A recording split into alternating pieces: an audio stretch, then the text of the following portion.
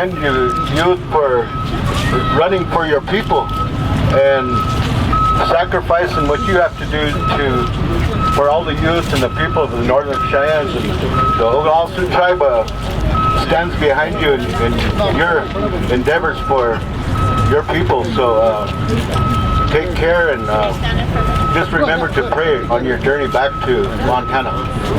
I encourage you. I know we're facing some tough weather, but we're all tough Native Americans. Thank you.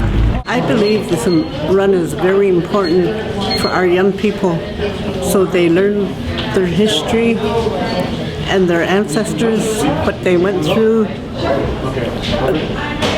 to know that why we are here.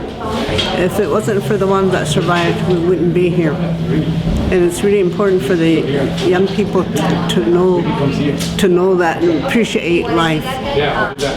Because one of the things that my father used to tell us, you have it easy today. You don't have to be afraid. You don't even understand fear. Fear is when you're being hunted and shot at like an animal. And that's how the Calvary and the soldiers treated us. So I really encourage the young people to learn about their families, about their history, and to know it. And it helps them to be a stronger person. It gives them strength to make the right choices.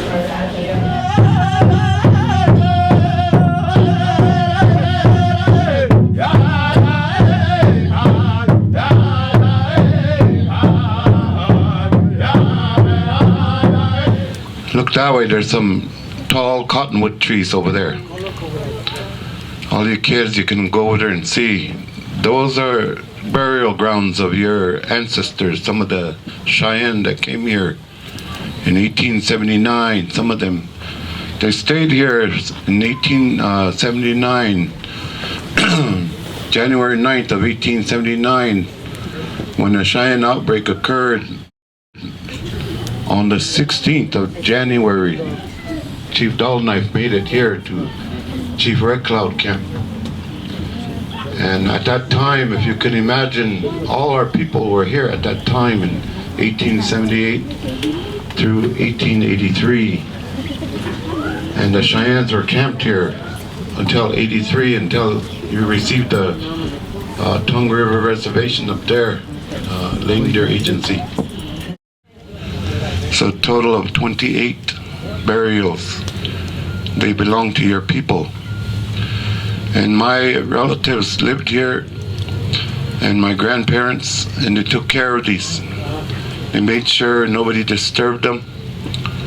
And this creek is known as Cheyenne Creek in our language, Lakota language. We call it Shahialokpa, Cheyenne Creek. And this is where Chief Red Cloud gave refuge to Chief Dullknife after the Cheyenne outbreak. We're all like one people. And I want to encourage you on your run here, these young people, to listen to your elders and to listen to the story. One day the story is going to become important to you, you know. The history of your people, you know, where you come from, the difficulties that our great chiefs faced, you know, in that time in history over 100 years ago. The battles that they fought, you know, to maintain our way of life so that we could survive today, you know. And at great odds, you know, our ancestors, you know, defended this land, the Black Hills and all around Powder River country.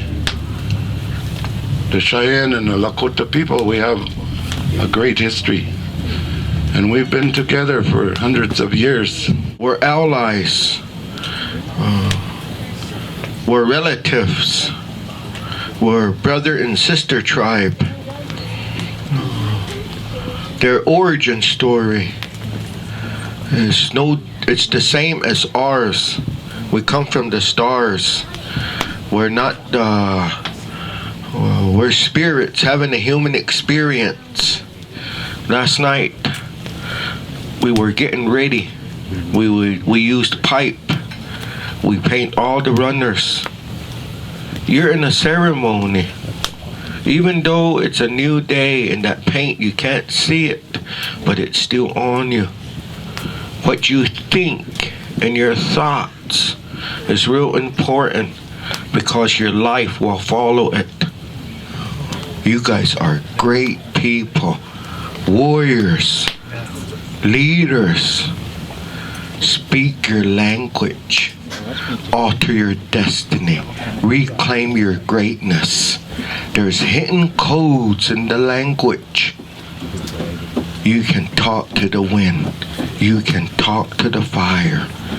You can reclaim your greatness by reconnecting to who you are. Last night when I seen you all getting painted, just like Phillip said, you are in a ceremony. I recognize that, so again, I want to humble myself in front of you, what you're doing. You are in an active prayer. That's the way I see it. And as well, there's something that really occurred to me about what you're doing to follow the footsteps of your ancestors. Myself, I come to realize, because I work with our tribal historic preservation office, I was privileged to visit some archaeological sites, some what they call lithic sites, and I got to really understand and appreciate more how old we are. Minimally, we're 10,000 years old. Can you imagine that? And each and one of you is the DNA of your ancestors, and that's how old we are. But you're following those same footsteps, but then it occurs to me, everything that's happened to us as indigenous people, somehow we get stuck in sorrow.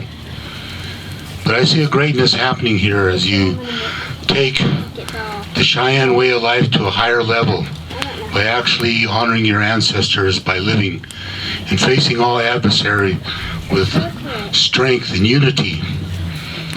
When you were told last night to watch out for one another, that really impressed me. That those are words we need to speak every day. So I mentioned that today because that's my commitment and something I share with my own relatives and family.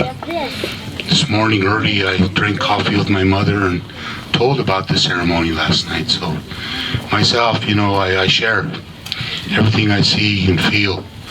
And for that, I feel my humility in front of the greatness of what you're doing in this active prayer. To take that Lakota and Cheyenne way of life to another level. To me, to not be stuck in victimhood. To me, you really are honoring your relative and you're honoring the Creator himself.